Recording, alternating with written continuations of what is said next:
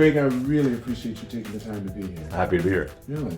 I have to let everybody know that I've known Greg for, it's been over 10 years easily, because you opened the club, and I remember now, because you were going to join, you wanted to get on the committee at the temporary club, and you came to me then, and you said, Lars, how do I get on the committee? And I said, young one, if you come to me and come into my wing, I'll show you how to get on, I guarantee you. Right. Right? And he listened to a few things I said, and I said, I never planned on getting involved until I spoke to you. yeah. And I said, man, you'd be good, because I liked what you were saying. I said, you and you proved to be just that. You're on again. Yeah. Thank you for being here, Greg. Greg, let's start off with, where were you born? I was born in Connecticut, outside New Haven, Okay. in 1974. Small town. All right. Lived in a small town. Well, do you have siblings? Do you have brothers and sisters? I have an older brother who lives in Colorado. He's 5 years older. It's just the two of you. Mm-hmm. So let me ask you this. Did your father and mother stay together all the way through? Mm-hmm. They did? Mm-hmm. Your father's still doing well? No, my father passed away just before COVID really kicked off. Yes, because I got a chance to meet him. You did meet him, that's right. I sure did. I met him Yeah. at I tell you, Rainbow Cafe. I'll never forget. Yeah, Because you talked to me about him prior to that, and Yeah. to get to meet him, I thought it was quite an honor. yeah. I said, your son's really an interesting guy. Yeah, we didn't have his funeral until this past summer, so Because of COVID. Mhm. Yes. Wow. So I spoke at the funeral. It was hard. It was harder than I thought it was going to be. A lot of things came rushing forward. We weren't as close as we'd been before, and it was hard. It's tough to talk about. I can imagine. Yeah. You said you have an older brother. How many years difference? 5. Then you guys aren't close. Mm-hmm. See, 5 years, my brother and I are 5 years apart. See, and I'm usually pretty right on this. Yeah. Unless the parents foster it, or because of some religious organization you belong to that fosters it, once the kids are past around 3 years out of each other, it's difficult for them to be close because they don't share the same friends, same interests. And if parents allow them to be what we usually are, it's not going to work out right. Doesn't happen. Someone's going to be tormented and hate the other one. Well, that happened. That definitely happened. I wound up just saying a bunch of stuff to him without realizing what I was saying. To your who? To my brother.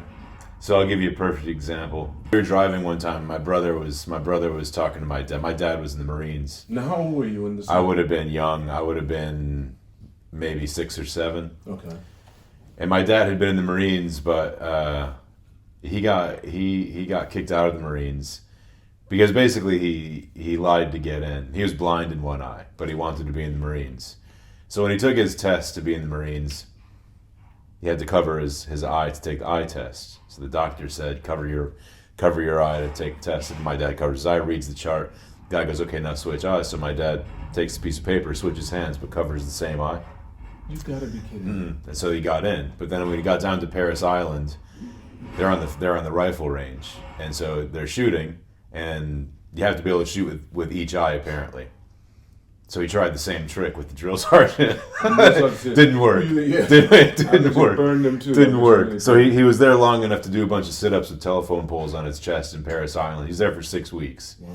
He still had his Marine chest. But anyways, my brother was always, I think, trying to live up to that sort of ideal of being in the Marines and doing that sort of stuff. So anyways, we were in the car one time, and my brother starts telling my dad that he's going to join some military academy. And he's talking, he's like, I'm going to do this and I'm going to do that. And he would have been 12 years old at the time. And I'm just starting to read signs and it's like look at the world around me and start to understand things. And I said, oh, military academy. He goes, yeah. And I said, like what one? Like the Salvation Army? But like I didn't know it. I just saw Salvation Army, so I figured the Salvation Army was like a medical team that would go and help people. Right. My dad laughed so hard he almost drove off the road. My brother was so angry at me. So if it were an actual joke that I understood, that's right. It would have been mean. But I didn't know what was going on. So I did that. I did stuff like that all the time. He just happened to be the button. Yeah. But I didn't know. I had no idea. I had no idea what the Salvation Army was. I just saw the signs around. Does he know now? Did you ever explain that to him later? He probably doesn't even remember it. He really probably doesn't remember it. He and I just didn't. It's called selective memory. You know, we all do it. The things that affect us the most. I was talking to my 94-year-old mother this morning, and I was telling her what she told me when I told her I was going to come back to Japan. And she said, I won't remember that. That was important to you. Right. And I said, I know, but I still want to tell you. Yeah. And I told him about it. And I had instance with my brother who's 5 years older than me. He said some things to me that hurt so bad, and he didn't understand why. Yeah. And I told him later, and he went, what? Yeah. I said, yeah. Did he remember saying it, or did he? He remembered what he said, too. But Yeah. it wasn't a bad thing. What were you like as a little kid when you were growing up? Were you more academic, or were you more physical? I played a lot of sports. Played a lot of sports. I like, there were certain classes that I liked. If I liked the class, I did well. If I liked the teacher in the class, I did well. Okay, give me an example. In elementary school. Elementary school, so spelling. I aced spelling all the time because I loved words and I loved reading and I loved spelling. So I won spelling bees and I was fine. But where'd that come from? Your mother, father? I don't know. I assume it came from my mom because my mom was a teacher. Okay. And she's a special ed teacher, but she did a lot of reading stuff with kids. So I assume it came from her, but I'm not really sure. I read a ton. But where's your mom now? My mom is in between Florida and Connecticut. Okay. So she's doing okay? She's still working. Yeah, she's okay. All right, because she's going to see this, and she's going to say, what? Right. Well, yeah, well, maybe. Yeah. What are you talking about? Of course it came from she me. knows it. You dog on Skippy. What do you think about? Do you think I put you out and gave you to somebody else? Well, it was interesting because my grammar is pretty decent, especially in writing or speaking, but my mom never taught me, but she would correct me. So she never sat me down and told me these are the rules of grammar. So instead, when we were speaking, she would just say, well, that's not the correct way of saying it. So over time, eventually, I had good grammar, but it wasn't, you asked me to do those sentence trees and break things. Right, I can't do one. I have no idea. I have no idea how to do it. Right. No, I've never known how to do it. Never learned. So I you failed. decided to take pride in the Yeah, fact that you exactly. did. I failed that on the test, but my grammar was fine. My teacher was like, "How can you not do this? I'm not interested. I don't know how to. I don't need that. I can't do an adjective or conjunction. I know what an adjective is, but I Right. can't put it on the tree." I hear. Let me ask you, what about your brother? How was he? He was more academic. He was more academic, and that was one of the reasons why I don't think we got along so well. My dad was a high school football state champion. My dad was in the Marines, and we had all this stuff going on. I think there's a little bit of possibly resentment because I was good at sports. Came naturally to me. My brother came naturally for him to do school stuff. Did you end up being taller or shorter? I was probably a bit taller. Bit taller. When but, did that happen? I passed him when I was in high school. Okay. Did you always know that you were going to be taller than him? No, I didn't. But I didn't care either. Really? I didn't care whether I was taller or shorter. I just. Did you guys basically always stay physically? I mean, he was stronger than you for a long time. He was. When did that change? So I played college soccer, and so I was lifting weights, and it was Division I. I was on the bench, but it was still a Division I program. What grade is this? It was university. So when I was a freshman. So you mean up until then? I never really did anything. I mean, he moved to California at some point when I was in high school. So he went there to go to law school or whatever it was. Mm-hmm. So we didn't really see each other. So I kind of grew into myself after he left. And when I was growing up, he'd beat me up and not horrendously, but we'd have these pillow fights. Pretty sure I had a concussion or two from the pillow fights. Winters were torturous. I'd get snowballs, ice balls in my face, snow down my back. He'd promise he wasn't going to do it again. Then I'd get one as soon as I came outside. I was like that poor kid in the, snow down my back. Had to go inside crying. It's terrible. So we went back to visit my parents at Christmas one time, and there's snow on the ground. And he started kind of messing with me. And I had just come out of season, and I was lifting weights. I was strong. This is a tailing. I was strong, and I would have been 19. Okay. 19 at that point, and I was strong. And he was doing some training to do some stuff. He thought he was going to go into the military, and he's kind of messing with me. I said, "Listen, don't do that, right? Don't do it. I'm not interested." And he kept doing it, kept pushing. And finally, I snapped a little bit, and I did a little bit of a judo move on him, and I put him over my leg, put my knee in his back, and my elbow into the back of his neck, and I said, "I told you to stop. I told you to stop. That felt good, didn't I it? wasn't playing. I don't want you to do that anymore." I looked up, and my parents were laughing hysterically from the window because they'd never seen me do this to him. And at that point, in some ways, it had to be done, but in other ways, like our relationship was permanently different after that. Because he knew. He knew that was it. That was it. Mm-hmm. Yeah. Yeah. That's interesting. It's interesting but sad, but at the same time, it's like... You can always mend it. You still have time. How old is... What'd your father do, What'd your father do? What kind of work was he doing? My dad was... he was always sort of in middle management. Mm-hmm. When he retired from a division of Hartford Hospital. Mm.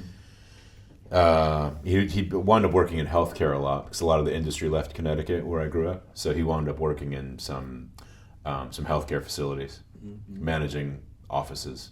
Did you stay in the same place all the way growing up? Mm-hmm. You just never moved? I moved when I was 3 months old, and then that was the house that I stayed in until I left.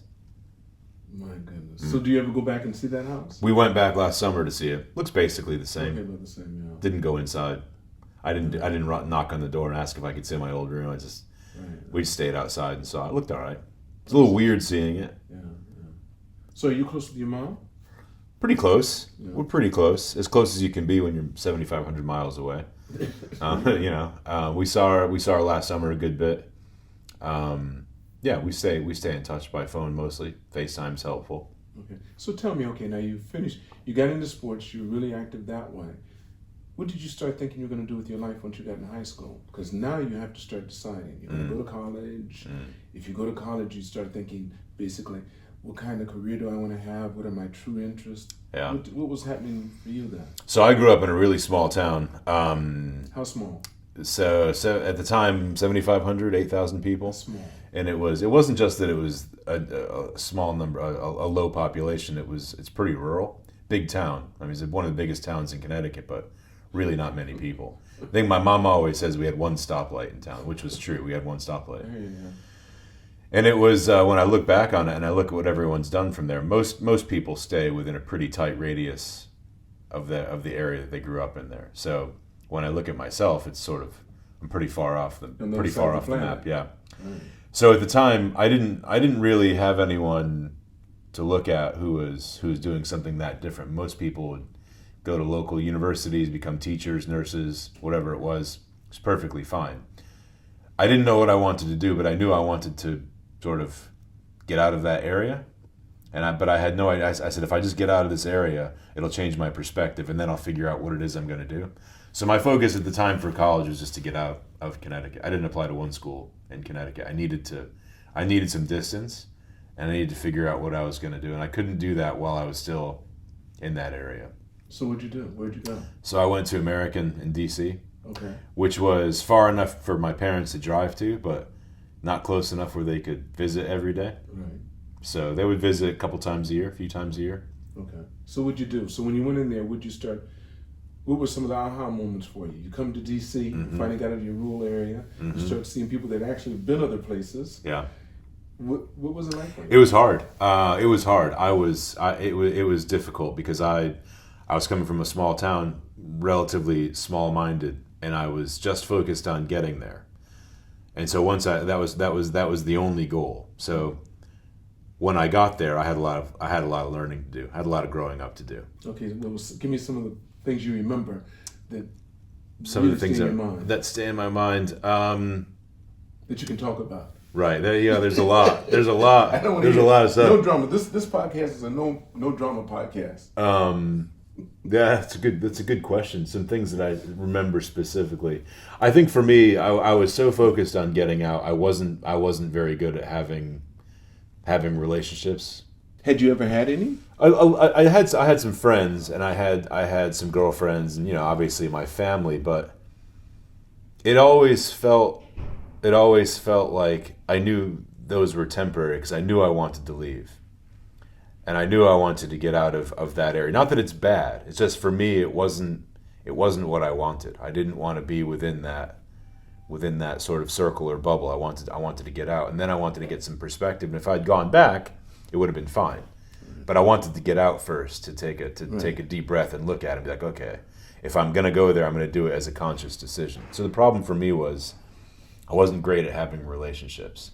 So, whether with friends or girlfriends, it just wasn't. It wasn't something I was focused on. So when I got to school, started to act a little bit in the same way. And some of my friends were like, "Listen, why would you do that? We're friends. Gotcha. We're friends. We've got you. You can't do that if you want to be friends." Right. Now, give me an example of something you may have done. So one of my good friends. I don't know. Maybe I would have made fun of him or something in front of a girl that he liked. I hear you. Right? Okay. Just joking, but I went too far. And he said, "Listen, we're friends." He goes, "You can't treat me that way." So I learned really from being friends with him about how to be genuine, and I hadn't really done that before. I was kind of sort of defensive and had defenses up the whole time, and I was like, oh, like I can trust that guy and he trusts me, but then he has expectations of me, and I can have expectations of him, and if we trust each other and do things the right way, we'll be good friends. Mm-hmm. That's right. And I've learned that, and I've tried to stick with that. So even today, I'm in touch with him, and I've got the people I'm friends with. I can call them. I haven't seen them in 20 years, but when I call them, it's exactly the same. Because you learn that's something you learn. Yeah. And that's something that's really hard, Greg, because your emotional makeup is done from birth up to age 12. Mm-hmm. It wasn't working though for me. I know. But unless something traumatic happens, will it not? Won't change. Yeah. So that was something for you to have that happen. My goodness. Yeah. So so then, I'm trying to get to where I want to go is how you came here, but what led up to that? All these other things that you were doing prior to that. Right. So there's a bunch of stuff. I came home from college once, and I heard my voice on their answering machine. If you remember answering machines, right? I left a message for my parents, and I heard it. And I was thinking, God, like I sound terrible. I have this strange accent that doesn't really make any sense. There's definitely a sort of, I'm mostly Italian American. There's definitely a New England Italian American accent, ways you pronounce words, and I heard myself talking. I was like, that doesn't sound like the people I'm with down in DC. Like this isn't working. I don't like how this sounds. Now you're 20 by now? I would have been 19. Still 19. Still 19. So I made a conscious effort to change how I speak. So now when I speak, don't tell me if I heard it. You have one of those high voices like this. A little nasally. A little a little bit high, a little bit and nasally. You purposely decided to bring it down. I said that's it. So that's it. I'm not speaking like that anymore. The way I pronounced words, I wouldn't do it. Didn't like it. Greg, you're the first person for me to hear that from, because when I was in the Air Force, when I was going through this training with this investment company, I decided that maybe I should be speaking like this, and I started talking like this around the barracks. These kids rode me so I said, man, we will beat you halfway to death if you don't stop. Right. I said, but this is a little bit better, and actually I'll get my point across. I think I'll make a little bit more of an impact if I speak like this. They said, no, man, we're going to kick you out. I said, okay. Who do you think you are? Knock it off. But if I had been on my own, if I'd been in college or something, I would have been able to get away with it. Right. I would have been deeper than you. Yeah. And it does make a difference. It does make a difference. It makes a huge difference. And it's not that it's a bad accent. It's not that the people who use it. It's just, for me, the way I wanted to present myself and the way I wanted to come across, it wasn't lining up with that accent. Interesting. Yeah. So now I meet people even in the U.S. and they think I'm Australian, and I can't figure out how. It doesn't make any sense to me. Yeah. It could be that big beard. No. It could be. And that big pocket knife you have. Could be. And the crocodile behind you. That's right. That does it every time. Yeah. So tell me, okay, so you finally decided to start changing the way that you spoke. What about school, academics? I mean, what were you doing then? Did you have any part-time jobs while you were there? I worked in the summers. I was a lifeguard. And where'd that come from? Is that one of the sports that you're really good at? No, I was terrible at swimming. I swam just enough to pass the test. I could pass the test. I was good at actually finding stuff in the bottom of the lakes and pools. I could hold my breath and go down. I wasn't scared and all that stuff. But Boy Scouts, I did the life-saving stuff, and then I got the life-saving requirements done, and I became a lifeguard. It was good money.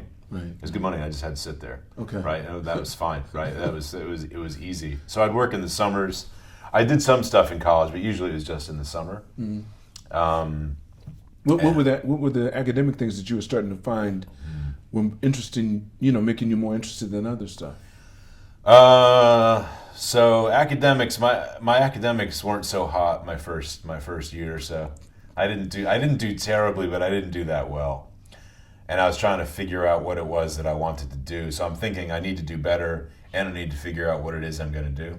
And I was trying to get all my general requirements done and out of the way. And I started taking some law classes, and the law classes were interesting. So at American where I went, I mean, pre-law was a big thing. So, a lot of people call it justice. We had justice. We had a couple of iterations of like a pre-law major. And I took one of them and I started studying a lot of case law and doing a lot of reading, a lot of logic, a lot of arguments, a lot of going through problems and taking sides, and I found that to be really interesting. Once that happened, it lined up really well with all of the reading I had done and being able to write and being able to be persuasive and write persuasive arguments. That became really interesting for me. I forgot, what kind of books did you like anyway? Because you were a pervasive reader when you were young. What kind of books? Were you doing comic books, or were you just really... No, I was reading a lot. I would read a lot of the classics. I started with the abridged versions, and then one of my teachers said, like, "You're smart enough to read the real one." I said, "I don't know. What's the real one? What does that mean? I don't know. Is there a different one than this?" So then I started finding the actual book. So reading Huck Finn and Tom Sawyer, Journey to the Center of the Earth, the usual sort of adventure stories, stuff that boys typically would like at that time. Right. Old Yeller or The Red Fern Grows, those things. Yeah. Right. Wow. Mm-hmm. So when you got into college and you started to find your path a little bit, did you get involved with the debate team? Mm-mm. No. Why didn't you do that? Because that seems like it would have been right up your alley. It would have been. I was playing soccer and I got pretty busy with it. Because soccer was just becoming popular in the U.S. Wait. How far are we apart? Soccer was pretty popular. College sports wise, it was just before MLS started. Okay. And so for soccer, for us, it was year round. I mean, we had the fall season, but prior to that, you had to train, or else you couldn't. If you didn't pass the test, you couldn't play. Right. Then in the spring, you had the spring season, and then you got back to summer where you're doing your own training. So it was pretty busy. Debate team. No, I didn't do too much in terms of club stuff at university. I'd go to a lot of events though. So at American, the good thing about going to school in a city, you've got access to all these things that you don't have elsewhere. So we had things like I met all sorts of people in all sorts of presentations. A friend of mine got really involved with something called the Kennedy Political Union at American, and they arranged for all these speakers to come in, different senators. So I was at Bill Clinton's inauguration once. I mean, I sat right next to Lowell Weicker once. I saw one of the Supreme Court justices at the hospital. I mean, you run into these people, and you wind up meeting a lot of them, and it's strange. One of my friends ran something called the Black Student Alliance at American. And was that the first time you ever had a black friend in college? College, no. I mean, I knew we had guys. There are all sorts of folks around. Wait, you mean in Connecticut? In Connecticut, yeah. Wait, but they lived to... Wait. Even then, you guys weren't mixed together. No, I mean my town, no, but yeah, so I'm saying. This is the interesting thing, though. Sports has always been the great equalizer. In my opinion. It wasn't soccer then, was it? It was so football. I played a lot of basketball. Oh, you're playing basketball. I didn't play football. I played soccer, basketball, and baseball. Okay. And I loved basketball so much that I would play anywhere. I didn't care where it was. I didn't care who it was with. I didn't care how dangerous it might be. I couldn't care less. So I played a lot at the YMCA in a small city next to us. I played in parks. Quite frankly, surprised my dad that I was there by myself playing. And that you made it home. What's that? And I made made it home. He saw my truck in a certain playground one time, right. And he said, "Where were you today?" And I said, "I was over in Ansonia playing basketball." How old were you then? I was 17, 16. Mm-hmm. Okay. But I played. So I didn't care. I just wanted to play. But were the guys good with you? I mean, did you? Because at first it was awkward. They couldn't figure out why I was there. Because it wasn't so much race. Even, not many white guys there, but it wasn't so much race. It was that they didn't know me and they couldn't figure out why I was showing up there. Because I didn't go to their high school. Okay. But I would just play, and from an early age, I learned to keep my mouth shut and do what I wanted to do, and not cause any problems, and usually things work out okay. So when I got to DC, it was pretty similar. I played a lot in parks there too, but it was good. It was good. It keeps you level-headed. Keeps you focused. Mm-hmm. Yeah. That's interesting. That is very interesting. Yeah. So in high school basketball was. But they couldn't tell. But you didn't have. Did you have any hair on your face yet? Not then. Okay, nothing. Short hair. Okay. Didn't stand out. Short hair. Played basketball. Played defense. Right. Shot. But they might have thought that you were Italian. They would have thought. They probably would have assumed that. You're We had a lot of Italian, Italians there. Right, I would think so. So I didn't call fouls. You didn't do Never, anything. You never said called that. foul. No. Smart Okay. move. Yep. They called fouls. I was like, okay, you're right. I got you. Here's the ball. Here's the ball. Let's That's play. right. Yeah. But I didn't care. It was fine. You And probably so- saw a couple of people that did call fouls, and that was the last time they called a foul. But then I would see those guys around like in summer league and then during the regular season we play each other, and so they'd remember me, and so then it was I get the nods and the winks and That's right. then it was fine. That's good. So it's always been an equalizer. I mean, I spent a lot of time in South Carolina too, Is that right? and so I mean all the horrible stuff that happened in South Carolina where the guy shot the people in the church. South Carolina was it was the center of the slave trade in the U.S. for years. That's where people came in. They came into Charleston. Mm-hmm. And so when you look at that, you would think there probably is, but there's not a ton of animosity that you see on the surface. And you'd think there would be. But I think one thing that saved South Carolina is the fact that they love college football so much that they don't care. They couldn't care less. You could be an alien. That's been playing on if you the score team. 10, 15 You're good touchdowns, to go. You're exactly. good to go. It's perfectly That's fine. right, that's And it's interesting. it's way more helpful than people realize. The sports. Because you get so used to not brings you caring. together, right. Yeah, you get so used to not caring in football. All of a sudden, when people are looking for jobs or out in the street, it's like, oh, well, it's fine. We're used to not caring, so Right. it's fine. But if you don't have that, I think it becomes problematic. And Connecticut had some of it, not a lot of it. That's right. That's interesting. Yeah. So get back into college. So now you start to hone what you're going to do, and what was that you decided you wanted to do? Yeah, so I went You to did your senior year. I went to Spain for my half of my junior year. Based on what? I went to, again, it was sort of like it was similar to when I left Connecticut. I was saying, okay, I'm really comfortable. This is great. Having this great time. I've got all these friends. This is excellent. But I started to feel too comfortable. It started to feel too easy. And I was thinking, this isn't, in a year and a half, I'm going to be gone. I'm going to be trying to get a job. And if I'm not careful, it's going to sneak up on me. And all of a sudden, I'm not going to be prepared for anything. So if I don't change this up myself, someone else is going to change it on me or for me. And it's not going to be, the result isn't going to be in my control. You were thinking that deep about it? It felt way too comfortable. It felt way too easy. And I knew it would end. I knew it would all end. I knew that my friends would all go off and do whatever they're going to do. And I'm going to be stuck here, like thinking, like, what just happened? Yeah, what happened? So I went to Spain, and I just to see what it was like. I studied Spanish for a long time, and I figured I would go over and expose myself to more stuff that was going on So outside of DC. what was it like learning real Castilian Spanish in Spain? It was hard. The real deal. I showed up and I lived with 3 Spanish sisters, and I lived right in the middle of the city, and it was great. At first it was overwhelming. I mean, you speak Spanish in class, it's one thing. Right. Everybody speaks English. But when you're there and no one speaks English, and all of a sudden you're in a restaurant and you're starting to think, is that the right word to use? Is this guy listening to my accent? Like, how bad do I look? Is he going to understand me? Are they laughing at me? It's hard. It's hard. And I was 20 when I did that. How long did you stay there? You stayed 6 there for a months. year. Oh, 6 months. Only 6 months. Yeah. But you were going to school too. I was going to school. So the semester was, I think, 10 weeks, 12 weeks, whatever it was, 11 weeks. And so I was in school full time. So it was an overseas program. So we But were all in your class classes were in English. in Spanish, all in Spanish. Everything was in Spanish. So how did it work?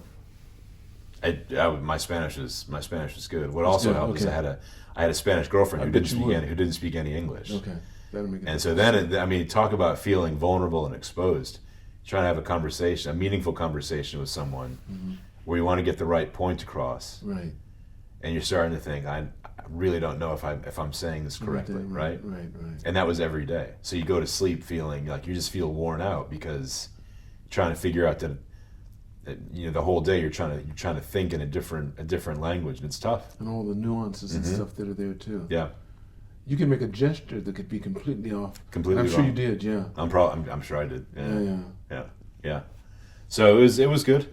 Okay. It was good. So you come back to DC, then what? After your 6 months in Spain? Yeah. So, well, I did a little bit more. I did a bunch of traveling on my own. I left Spain and I went down to Israel and I was in Egypt and Alone? Yeah. And I was in Morocco and Germany and Italy and I did that for a while, which was tough. That was hard. Well, how was it hard? In what way? I was 21 and I thought I was cool. I was like, oh, I came from DC and I just spent the semester in Madrid. Like, I got this. This is easy. What happened? You wind up. My first stop was in Israel. It's where before I started the trip, and landed in Tel Aviv, and Tel Aviv can be a little bit dangerous, right? So I landed at the airport midnight, 12:30, and a guy came up to me and started speaking me to in a language. I had no idea what language he was speaking. And I didn't know where he was from. It's very difficult to tell the difference sometimes in that area of who's from where. Right. Especially when you haven't been there a lot. And so he started getting a little bit aggressive with me. And I'm just off the plane, right? Then he grabs my arm. And I'm thinking I'm gonna have to fight my way out of the airport. I have no idea what's going on. I'm trying to find a place to sleep. I've never been here before. I don't know anybody. And this guy's grabbing my arm. So of course, and he grabs my arm and he takes out a badge and he goes, I'm Israeli secret police, come with me. I'm thinking, well, I have no idea. He says this in English. In English. Up until that point, it was either Hebrew or Arabic. I'm not sure which one it was. All of a sudden he switches to fluent English, has my arm, has a gun and a badge, and tells me I have to go with him. I had no idea what was going on, right?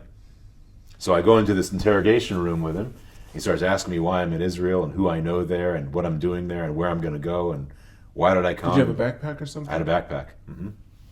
But I had a University of Connecticut hat on. I looked about as dangerous as a fly. That's I just problem, didn't. I think that was the problem. I didn't look dangerous. I looked perfect. I looked like a college kid that was the best thing, yeah.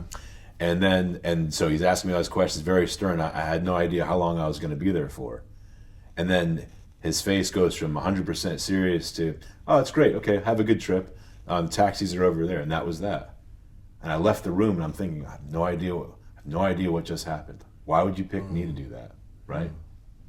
And so a few things happened that way. I had a few run-ins with kids trying to steal my wallet and stuff like that. And you're a long way away, and I was in a place I had no idea about.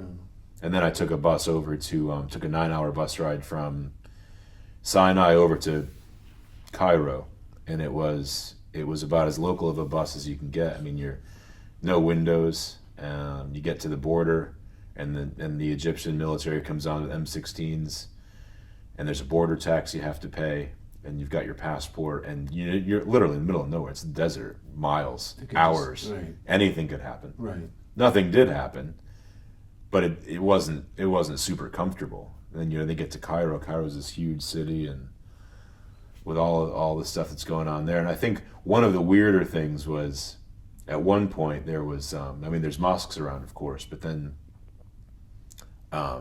certain things that you hear, and then people start bowing, and so you're in Muslim countries, and so you do the same. It was it was interesting. So again, I was 21 and going around, and I thought I was cool. I was like, I can do this. Is easy. I've been to Spain. Yeah. Once I've been on the course with some black guys, I can do anything. And that's I made it through that. It's not I true. I can do that. And so it built up. But that's kind of. I'm sure that built up your ego quite a bit. You're thinking because all your buddies couldn't do it. Yeah. And you said, I got this. Yeah. Nothing's gonna be harder than being out there in court with these guys. And you got out there. You said, "Whoop this guy." Right. It was changed hard. our whole perspective. Yeah. It's really real out there. Yeah. It is. They will take. Listen, I remember these two reporters. They were on the border of Israel and Palestine, and they had one cameraman, and the other two were in front. And the sharpshooters just took the cameraman out. It was at night. Yeah. He just had his camera. They saw something glare and took him right out. And that was that. Mm-hmm. They said they just killed our cameraman. Yeah. And they were scared, and they lied down in the grass till it got light. The next day, they got up. It was at night. They just took him out. Mm-hmm. Nobody, they don't know who, it doesn't matter. Mm-hmm. Shouldn't have been there. Yeah. And that's what could happen. You're out in the middle of nowhere. So that's why, I mean, when I was thinking I was going to go to law school, and after I came back to DC, I'm going around, I'm thinking there's 6 billion people, I guess at the time, 6 billion people on the planet. There's got to be something else out there besides going to law school. Like all my friends, my brother, all going to law. We're going to go to law school. We're going to go to law school. I'm thinking, is your brother a lawyer now? yeah, and I'm thinking like there's got to be something else I can do. Something's being neglected. If everybody's going to law school, which is what it felt like, there's got to be something else. There's got to be something else. And I was going around and I'm seeing these shopkeepers in different places and people doing different things, and I'm thinking there's other stuff I can do. I don't want to do that. So I guess when I came back, I knew what I didn't want to do, but I didn't know what I wanted to do. Okay. And my brother's roommate had gone to the JET program, and he goes, "Oh, you can teach English in Japan and blah blah, and pays you this, and they fly you over business class." And so I was like, okay, maybe that's good. Like, so I applied for it, but it took me a year. It took me a year to get in because the timing is you apply in November and they let you in, they fly you over. Were you in already July. out of college now? I was already out of college. So what were you doing while you were out of college? I was coaching a girls' soccer team, and I was traveling around the U.S. a bit. I went to Mardi Gras. Were you still living with your parents? Living with my parents in Connecticut. Right. That was tough. I can imagine. That was tough. Out of college, and dad's looking at you and saying, "Wait just a minute." Mm-hmm. I just paid all this money, and you're going to sit That's here. right. You're going to sit here? You're going to be a substitute teacher. That's my investment? And coach a girls' soccer team. And just because you're big, you think that's enough? You think that's enough? Yeah. So then I left for Japan in July of '97.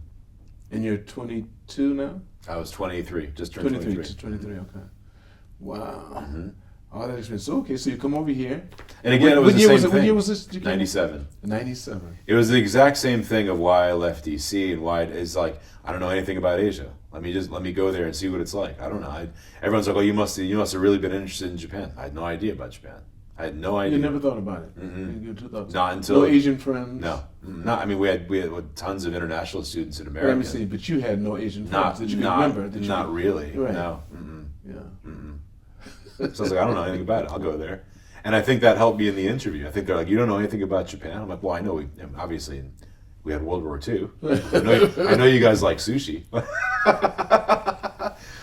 And so they liked it. They're like, oh, okay, well, if you do this, you'll probably become interested in Japan. And now here I am, 27 years later, whatever it is. You never went back after you came? Mm-hmm. I was in Korea for 3 years, but I never went back to the U.S. Mm-hmm. Tell me, what do you think caused you not to go back to the U.S.?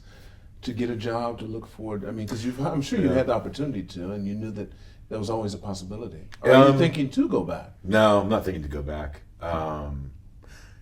There were times when I considered it. I considered going back for business school, and I considered working there. It just felt like, and I don't want to make it sound terrible. If I did that, it felt like it was going to be ordinary, and I didn't like that feeling.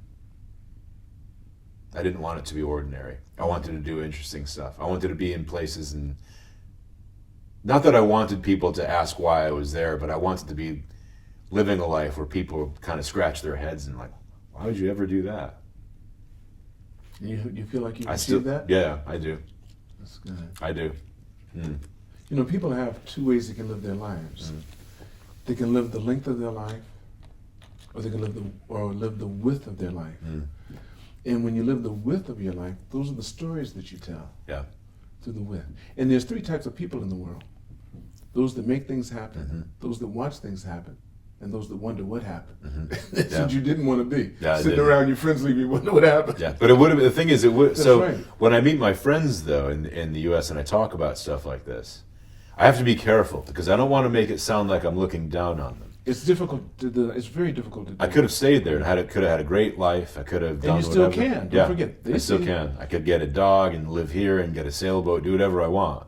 It's just not. It's not what I want to do. But it doesn't mean that if other people want to do it, it's wrong or it's bad. It's just that people choose what they want. That's right. So how did you get involved with Herman Miller? Since that's where I know you from the most. Right. As a matter of fact, that's when I met you. You were dealing with Herman Miller. Yeah. So I'd been dating a girl who worked there, and there were a couple of positions that were opening up. So I was working in shipping services, and the services were fine, but I wanted to get more experience with manufacturing, shipping, things like that. I wanted to sell products instead of services. And so a position opened up, and I put my name in, and I wound up getting hired in 2002. And then, 2001. And then in 2002, I was covering Korea, and in 2002, I convinced my boss to let me move to Korea for That's how you went to Korea. an unspecified amount of time. Working for Herman Miller. Yeah. Were you the head of the branch there in Korea? We didn't, yeah. Well, I know what you mean. Okay. Yeah, I was there. Right. I was facilitating I hear you. marketing. Okay. We had an outsourced manufacturer there too, though. So our sales really took off, which I'd like to take credit for. Either way, it coincided with my living there. So That's good. So where are you at today?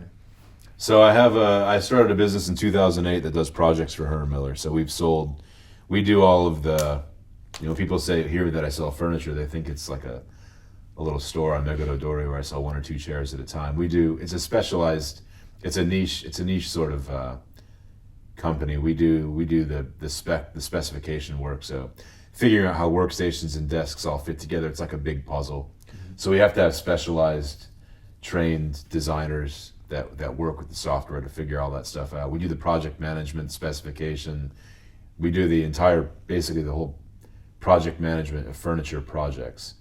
So if a company moves into a building and they move in and you open the windows and turn the building on its side, all that stuff that falls out of the building is something that we would sell.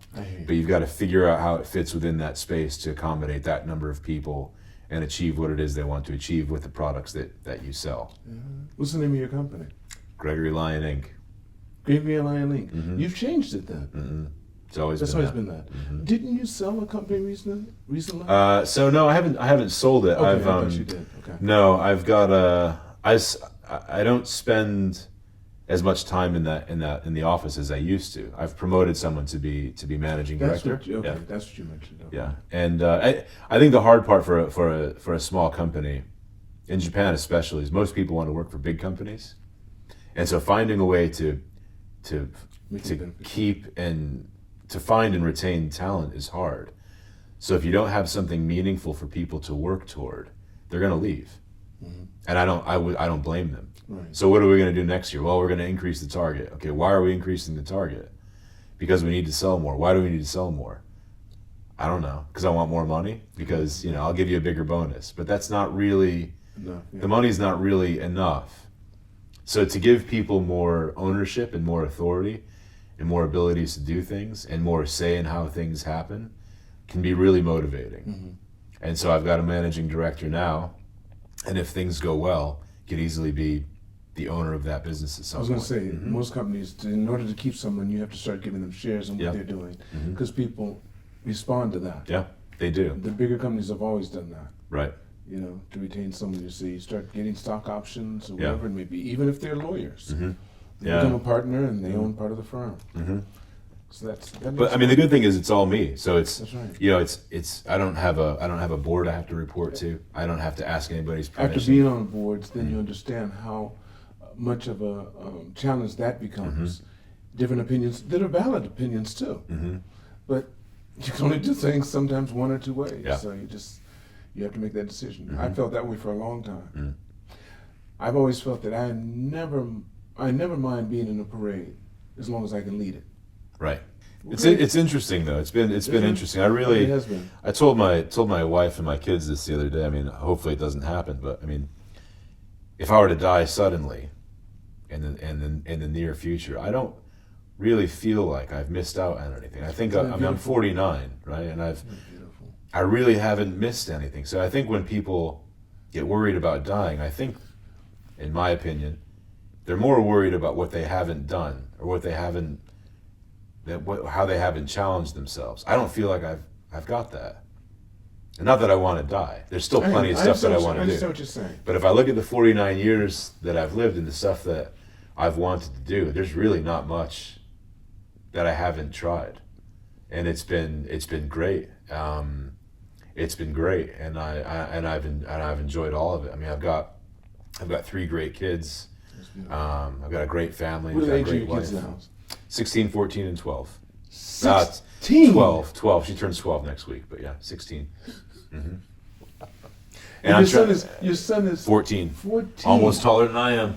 The last time I saw him, he was still little Peter Jeter. I mean, he was itty bitty. Mm-hmm. My goodness. Not anymore. Yeah. Greg, before I end the podcast, there's a question that I like to ask people. Uh-huh. Knowing what you know now at 49, Yeah. if you could go back in time and meet the younger Greg and give him advice, what time would it be, and how old would you be, and what advice would you give him? That's it's hard to say. I think about this a lot. It's hard to say because I wouldn't want to change anything. The way things have turned out for me, I'm thrilled with. So if I went back and told myself something, I wouldn't want to affect how things have turned out. So I'm pretty happy with how it's gone. I think if I could do something without affecting how things have gone for me, I think I would probably. That's a good question. It's still a tough one to answer. I think I would probably put a more genuine effort into everything that I wanted to achieve from an earlier age. I think that's probably the best thing I could tell myself. Whether it was school or whether it was friendships, whatever it was. People want certain things, but they see the end result, and they want the end result, but they're not willing usually to do what it takes to get there. And I think I felt the same way. I was like, well, I want that, or I want to be popular, or I want to be able to dunk the basketball in a fast break. Right? I wanted that, but leading up to that, I either didn't know or wasn't willing to do what it took to get there. And I think I'd probably have a stern talking to myself about that. You really want that? Yeah, okay. Then this is what you need to do. These are the steps you need to take. You need to do it every day or you're not going to get there. Greg, thank you. That's one of the best answers I've heard. Is it? Yeah. I don't know. I want to thank all of you for watching this podcast. Make sure you press like and subscribe. And never forget, it's all alone, so continue to reach for the stars because you're too blessed to be stressed.